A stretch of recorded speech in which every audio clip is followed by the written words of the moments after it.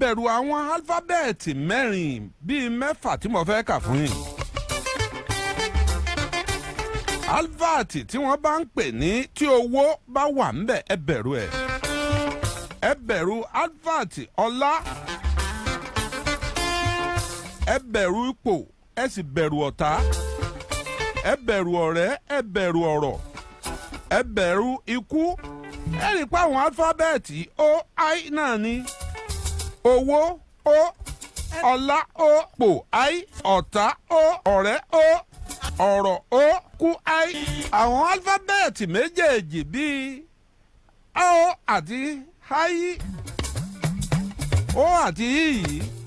i nǹkan rọ̀ mọ́. owó a máa wá láàárọ̀ tí ó tán kó tó dalẹ́ o. ọlá a máa sí lọ nílé ẹni ọlá a sì máa sí lọ lára èèyàn. tí ọmọ rẹ̀ á jẹ́ níbẹ̀. ipò temporary ni wọ́n máa fi yàn kó temporary ni. ẹ má má ṣe o ìka ọ̀dà. ọ̀tá kèé jẹ́ èèyàn ó tètè débi èèyàn ń lọ o. ọ̀tá ẹ̀sìn ẹni kì í sì í ga lójú ọ̀tá. ẹ bẹ̀rù ọ̀rẹ́ gan-an ló le jù torí wípé ọ̀tá ẹ̀ ti mọ̀ wípé ó ń múban lọ́ mọ́fà lọ.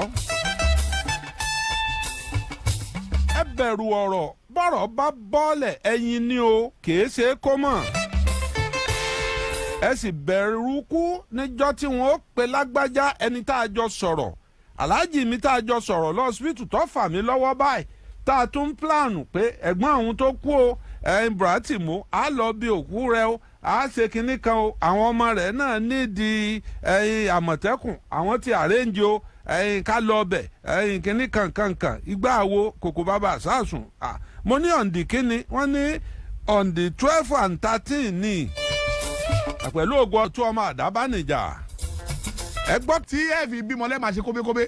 tẹ́ bá tún wá bímọ tán tí jẹ́ pé wá tún wá máa rọ kalẹ̀ pé ibì kan ò tí ì jiná o ibì kan ló ń dùn mí o. kò sí yẹn àṣebí ìyá àjèṣà ti wá sọ́fíìsì. báyìí ọmọ èpo gójú ọjọ́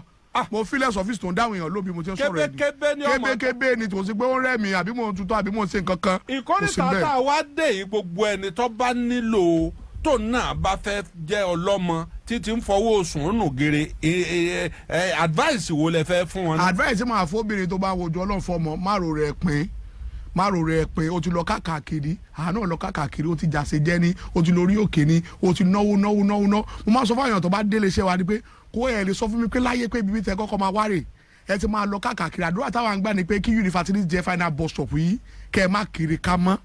àdẹ̀ wọn dúpẹ́ lọ́wọ́ ọlọ́pọ̀ lóhùn jára ń kí wa ìwọ́n tó wáyé pé oyún ojú ló ń dẹ̀ láàmú ni àwọn tó tí a ti tajà fún tó ti ní rẹpẹtẹ tọ́dẹ̀ ti lo yunifásitì tí ó sì mẹ́mọ̀ ó pọ̀ rẹpẹtẹ máa bọ̀ wọ́n tó yẹ pé sọmúròrò ni máa bọ̀ wọ́n tó yẹ pé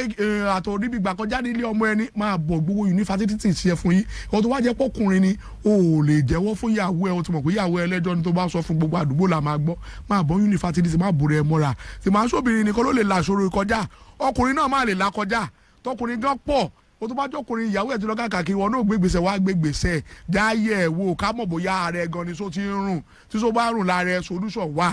ẹ ti lọ káàkiri solution ló ti dé yọ à ń pariwo ẹ̀ àti wọ́n à ń pariwo àti wọ́n à ń ṣe èyí tọrẹ àánú fáwọn èèyàn 50% promo lọ lágbára ká ṣe 50% promo gbogbo àwọn tó dáwó fáwọn ọmọ wa ìgbà tá a bímọ tán alẹ́ tọ̀ láti kó yẹn sínú àpò wa ká máa dáná ṣùgbọ́n àwọn rò pé nǹkan tí nàìjíríà dùn ká má sọ nǹkan mi àwa ṣe 50% promo yẹn fáwọn èèyàn ìdá méjì nǹkan tá à ń ta àtúntà fún yẹn àti wọ́n à ṣe 50% promo òtún wá ní wá ó máa kú bí ọ̀sẹ̀ kan báyìí tó gójà àjọ fi pé tí yáàdìjà fi wá sórí ètò fúlí pé òun ti padà dé o tó bá dẹ̀ ti padà dé báyẹn kò sí promo mọ́ kò sí 50% promo mọ́ kò sí promo àti wá ṣàǹfààní kan tó bá tún ní gbogbo owó wá deposit 10,000 péré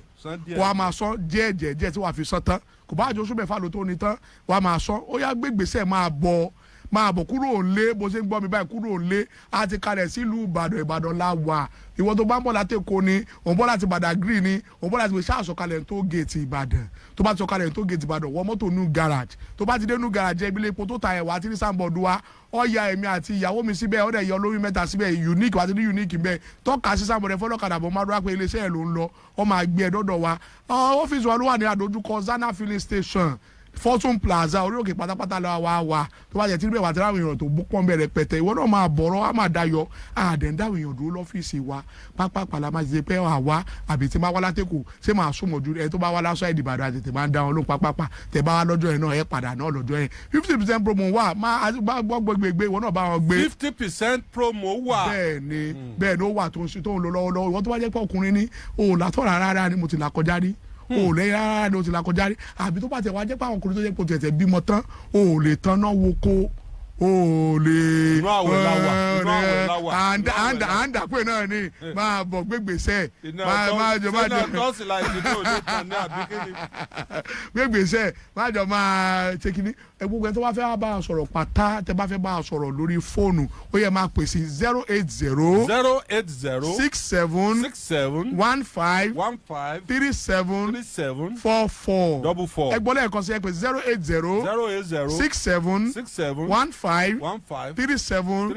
44 gbogbo tó bá fẹ́ bá Ìyá Ìjẹ̀ṣà sọ̀rọ̀ pátá. ẹ má mọ̀ bá ń dà yá ajé wọlé láàmú. ẹ já dàrá mu ẹ tó gbé kòkó sí nǹkan tó mú. ó yá ẹ pè ní 090 33 55 69 70 ẹgbọ́n lẹ́ẹ̀kan sí 0.